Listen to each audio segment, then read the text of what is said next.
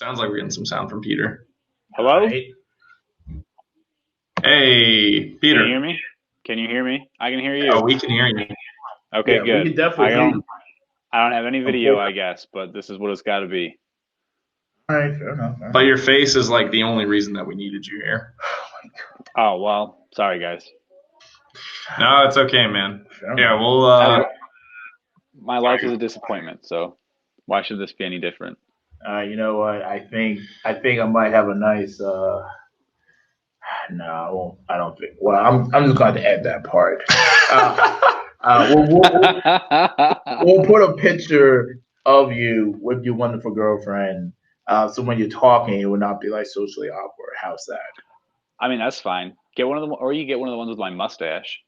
Yeah, I was just talking about your handlebar mustache way back when. That was honestly the most supreme thing I've ever seen in dodgeball. It earned me a little bit of renown with some people, but I got a paper plate award for it one year from Jake Lesky, and the award was he is more renowned for his mustache than his play award, and I thought that was the funniest thing I'd ever received. Funny because it comes from Lesky, who has no dodgeball skill, or what? Yo! Oh my god! Funny because accurate, I'd say. Oh my god! I'm just teasing. Jake is obviously a friend of the show and everything else that goes into it. Now, Are we going to end that part or no? no, we got to leave all the savage comments. Come Oh on now. my god! My god! Since when is Shadid shy about saying savage things? Come on, man. When I'm working for the federal government, guys, like this is only my alter ego when I'm off work. Fair enough. Are you working for the government right now? No, Right now. no. All right, so you're off work. Oh my god! That's a galaxy brain take right there. Oh my god! Okay. All right, Peter. So Yes, you sir. said that your life was a disappointment. Well, this weekend for Western Michigan was certainly not a disappointment. You guys got your first 2 wins in program history. Just give me a quick synopsis. How does that feel? It feels really good for a program that was kind of struggling to field a roster for a long time.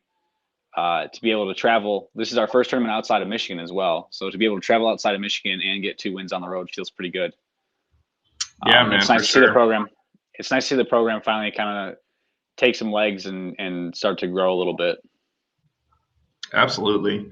Now, earlier I talked about some of your past dodgeball experience. Obviously, the rest of your members on the team probably no dodgeball experience whatsoever. But Yes, that would be correct. Zero dodgeball. but with that being said, obviously good enough to get 2 wins. So who would you say were some of the standout performers from your team? Because Western Michigan's a little bit of a lesser known group in the NCDA, so this is a chance to brag about some of your homies. Okay, so first off, Evan Cooper is one of our. He's actually like probably been with us for less than 3 weeks, and he was the last in on one of our last points against UK, and I was like, bro, just bleed the clock as long as you can. Like we're up 2 points. Like take as much time as you can. And he just he did really well, like blocking and not getting hit, and then like saw an opportunity and made a play, made a catch. And like because of that, we were able to take that point. So Nice. just like a lot of smart play out of him. And he's one of the people who's always he's really taken to the modicum of like always be looking for catches. I'm always harping on players on that in practice, and he's kind of taken to it. Yeah, absolutely. Another player would be Hugh Petway. People probably know him better as the kid with the giant afro.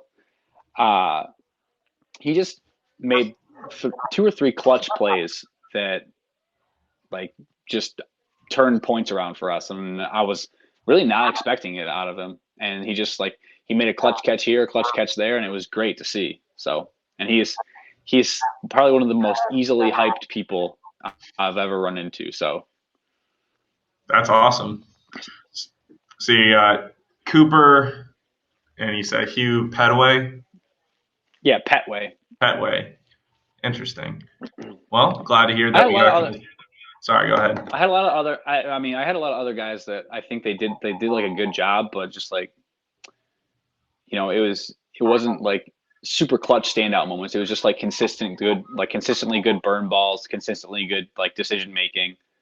Um, so like shout out to Randy and Ryan, who were two of my other players that I think just had consistently good days, but just like maybe didn't quite have the like crazy hype moments that the other two did. Gotcha, man. So you talked earlier about how difficult it was early on for getting guys for being able to field a roster, much less travel out. So, can you talk a little bit about the struggles for starting a new team versus like your past experience of joining an established program like Central Michigan? Well, it's a lot harder to start a team than to join one. Let me tell you. Yeah. Tell us. Well, I mean, Central obviously they were I think in their second rebuilding year after just winning the championship, and they still had like a core group of people. I think that's the hardest thing to find when you're starting a new club, is just finding like even two or three additional really interested people who can help you grow the club. And I think we finally started to find that. And a consistent practice space also helps. Like our first year, we were just kind of like three guys throwing balls around in a gym, and now we've got like 10 or 12 of us, and we've got like a reserve spot and everything. So yeah, that's definitely a big thing. We got jerseys too now, right? Ooh. Yeah, we actually just placed our order with Savage today. They're basic, but they've got numbers and names on them, so it's better than what we've got. So trust me, that's better than a lot of teams in the league who don't like to follow the rules, including names and numbers and whatnot. So yeah. I appreciate that.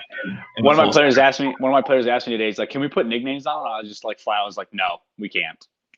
Like, gone are the days of fun NCDA where you could have like funny numbers and nicknames. You can still have funny numbers and nicknames. There's nothing against that. You have to have whole numbers from 0 to 99. Okay, well, that's also always been a thing. It's just that people feel like they don't have to follow them. I don't know. I'm starting to see a lot more kickback from the NCDA Twitter about it. Well, that's mostly Kevin, and Kevin is the no fun police. Oh, Facts. Okay. Well, that makes sense.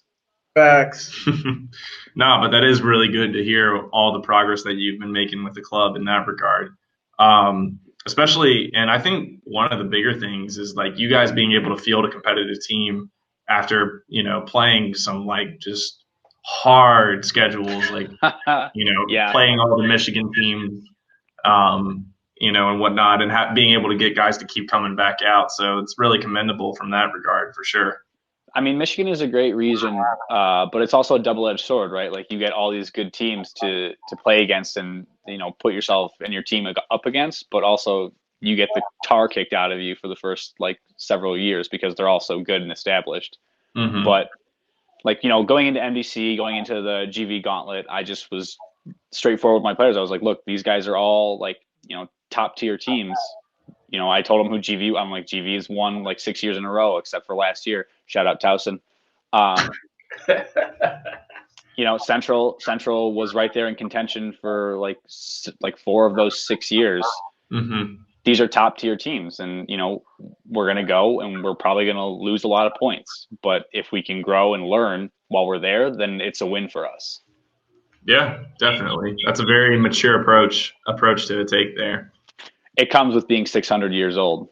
Yeah. Speaking of, you're in your doctorate program at Western Michigan, correct?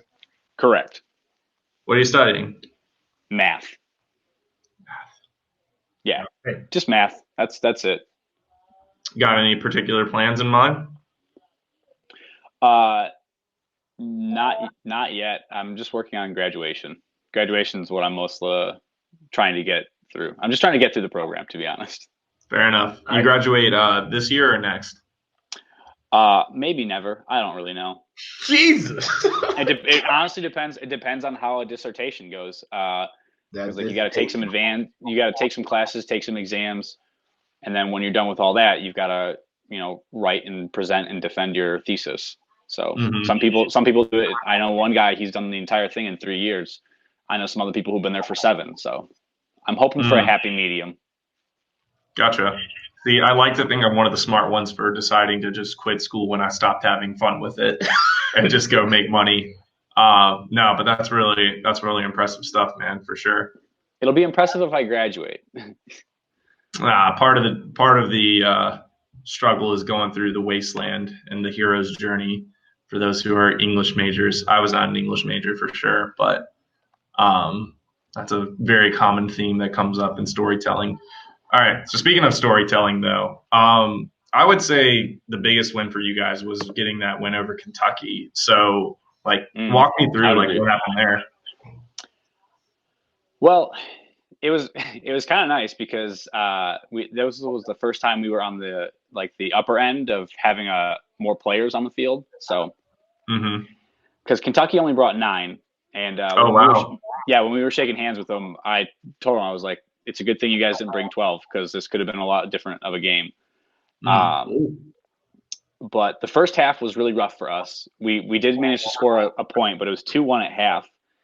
And those 2 points, we just made a lot of mistakes, throwing a lot of catches to their captain, Daniel. He was a machine against us. But, I just have players that, they're not in a tournament setting very often. We're in practice. And, like I said, people aren't always looking for those plays and those catches. So when we transition to a tournament setting, those mistakes become very glaring very fast. So I think one point we threw 6 or 7 catches just to Daniel. I was like, guys, do you see what just happened? Yeah, stop beating the fire. Yeah, and then we managed to hold on at halftime, hold on till halftime. Or no, we lost a point right before halftime. It was 2-1 at halftime. We were trying to hang on, but we didn't last. So we got in our huddle at halftime, and I was like, look, we're not playing to the best of our abilities. We're making a lot of mistakes. Oh, UK also had wall advantage. They pulled the old classic JMU strat for maintaining ball control. So that was really frustrating for the first half. But, we came out the second half and we really just pulled a complete 180 from what we were doing. We were making smarter throws, maintaining ball control, which was a lot easier because we didn't have the wall to contend with. I think Xander said it in his article about us playing Ball State, that I don't stay on the court very long, and it's still true. But my players managed to make plays and keep our numbers up throughout the entire second half, and that's why I think we were able to take those 4 points. We made plays when they presented themselves that half. That was the big difference. Yeah, absolutely. Now, I don't know if you can tell or not, but I got a whiteboard behind me and I'm going to work on it. It says I'm going to do my best math teacher impersonation. So this is the final score was 5-2, and you guys were down 1-2 at half, which means that you were able to score 4 points to their 0 in the second half. So, that's pretty impressive stuff there. I mean, a lot of them, the score does not show how close some of those points are. When it was 4-2, we were down to our last guy, and I was like, that's when I told him I was Evan, and I was like, just eat up as much of the clock as you can, because there was I think 5 or 6 minutes left or something like that. I was like, take as much time as you can, just survive. And he did more than that. He made plays, and then we came back and won the point. So. You told him don't be a hero, and he said, well, forget that. I'm going to be a hero anyways. No, that's not what I told him. I told him, don't look to make the crazy play. Look to survive. If you see a play that you can make it. But otherwise, because normally I'm always telling my guys, look for catches, go for catches, because catches are great. But in that scenario, I was like, if you have a ball, you better be blocking, unless it's some lollipop throw. Yeah. Fair enough.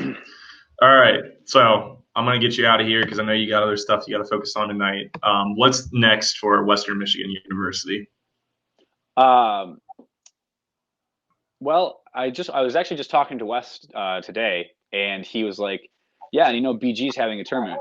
And I was like, no, I didn't. So I actually just before I got on here, I shot Max a message, and I was like, do you guys have a full schedule for that?